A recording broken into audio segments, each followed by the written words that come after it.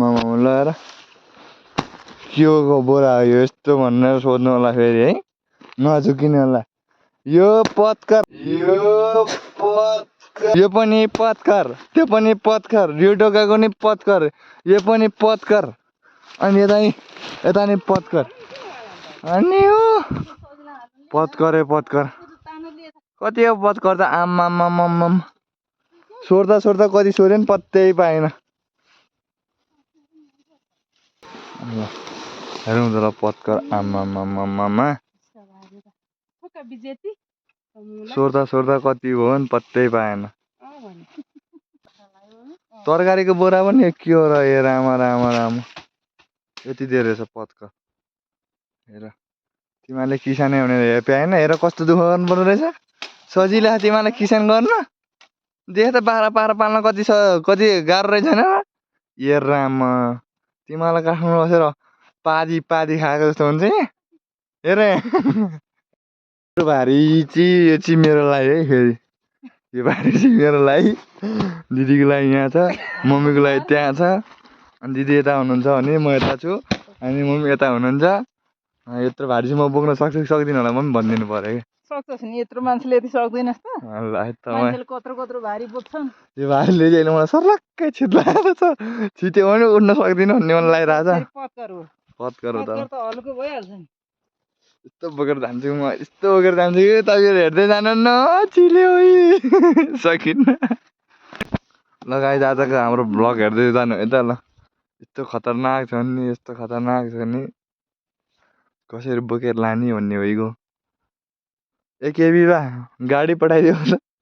पत्कर लिएर जानु पर्यो त्यही दुईटा त हो नि रे मान्छेले सार्नै सकेको छैन दुईटा हुन्छ अहिले 3टा बोरा छ 3टा बोरा आम्मामा बोरा 7वटा ल्याएको हुँदै हुनुहुन्थ्यो 7वटै लिएर आउनु भएको रहेछ गनेरै लिएर आउनु भएको रहेछ नि कस्तो गाउँघरमा यसरी काम गर्नुपर्छ क्या ढक्क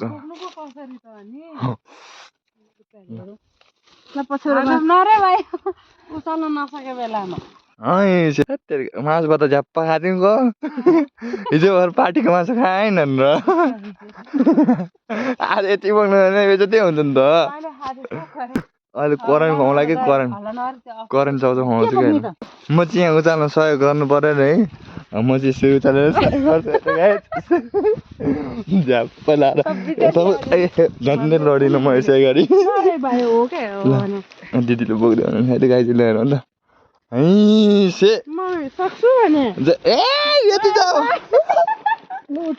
यति जाऊ बोरा त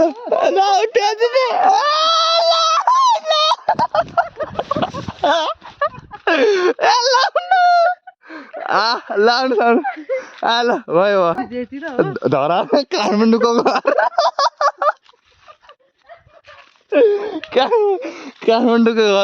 धराएर आयो कि आमा छोराको टनाइ चाहिँ अब छोराको टनाइको छोराले डोको हुत्याइदिने नि के थाहा उठ्यो अब यहाँ अब लास्ट एन्ड फाइनल धराएर उठाउन जाँदैछु म है तिनटै धराएर उठिसकेको छ यहाँ चाहिँ यता म छु तिनटै धराएर उठाउन हामी सफल भइरहेको छौँ सन्देश खड्का र सीता खड्का र प्रतीक्षा खड्का उहाँहरूलाई धराएर उठाइदिनु भएकोमा जोरदारले तालले स्वागत गर्नु होला है यता मम्मी छन् अन्त धराएर पुगेन भनेर एउटा दाउराजी लिएर आउँदैछन् उता दिदी मलाई ढोकलले पुरै यता तानिरहेको छ मेरो खुट्टाको हालत हेरौँ त ल तानिरहेको छ तपाईँ दिदी यहाँ फटाफटी हिँड्दैछन् धराएर बोकेर ए दिदी हेर्नु त बारीको हालत हेरौँ गाइस हाम्रो दिदीको यता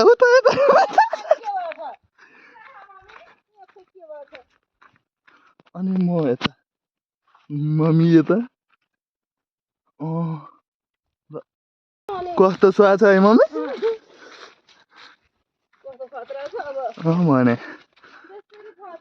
यस्तो सुहाउने त सुनको हात्ती सुनको उलाउँदा नि त्यस्तो सुहाउँदैन होला त्यति राम्रो सुहा छ अनि मलाई हेरेर त मोन्टे उता उता जाला जस्तो भएको छ भने के भयो अनि यता बल्ल काठमाडौँ र अनि गाउँमा छ त्यही पनि डोको त्यो केताती धराएर होइन पल्टिनु थाल्यो हे भगवान् चोर्यो कस्तो गरम भयो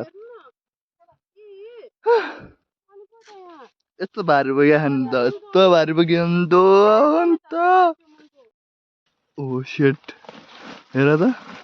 गाउँघरमा काठमाडौँ झुर्केपछि यस्तो हुन्छ के त्यही भएर विचार गरेर के म भन्छु केटाहरूलाई बुझ्दैन केटाकेटीहरूले के गर्नु अब घर चाहिँ पुग्न लाग्यो म अब है घर चाहिँ अझै ऊ त्यो देखेको भन्दा तल छ त्यो गाडी लिन आयो भने के जान्छ त हामीलाई होइन के जान्थ्यो त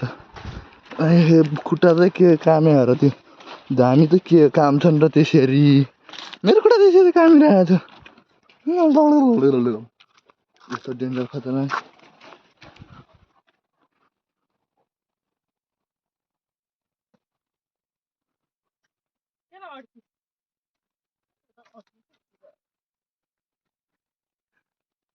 बिचरा बाबु ल गुराउन आयो ल आयो ल नौ तर धरामा न झ्याल न ढोका भन्थ्यो त्यस्तै हो ए भगवान् बाबु ल अब फाइनली हामी चाहिँ आइपुग्नु लाग्यो उयो घर हो गाइज गोठ सिटी हो हामी चाहिँ यो हो खुट्टो काम हो यो त फाइनली आइपुग्यो फाइनली ल फाइनली आइपुग्यो यो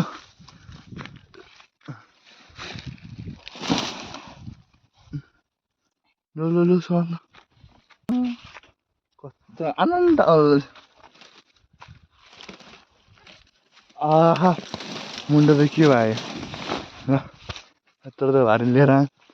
दिदीको हात उठेको ए त्यसले माथि विषय आरामले बसेको छ नि हेर ल यस्तो फिल हुन्छ भने नसोधा क्या भारी बोकेको मान्छेलाई यस्तो हुन्छ घाँटी भारी बोक्दै मान्छेलाई कस्तो फिल हुँदो रहेछ भनेर नसोध आइया डेन्जर खतरनाक ल त्यहाँ पत्करको त खानेलाई कसैलाई सापट्टि चाहिएको भने 9830 मोबाइल किन्दा 30मा सम्पर्क गर्नुहोस् सबैलाई एक एक धोक्रा दिएर पठाइदिन्छ यहाँ चाहिँ दिल्ली पुग्न नसकेर यस्तो लिन आउनुपर्ने भएर यस्तो बेजतीहरू खाने बेला मासु भात मिठो मिठो खाने रे अनि पुग्ने बेला चाहिँ नसक्ने रे अनि कसरी देश अगाडि बढ्छन् र हाम्रा जेन्जीहरू ल भारी चाहिँ यही हो क्या फेरि है मुन्टो सड्केला जस्तो हुँदो रहेछ अरू भने त्यस्तै हो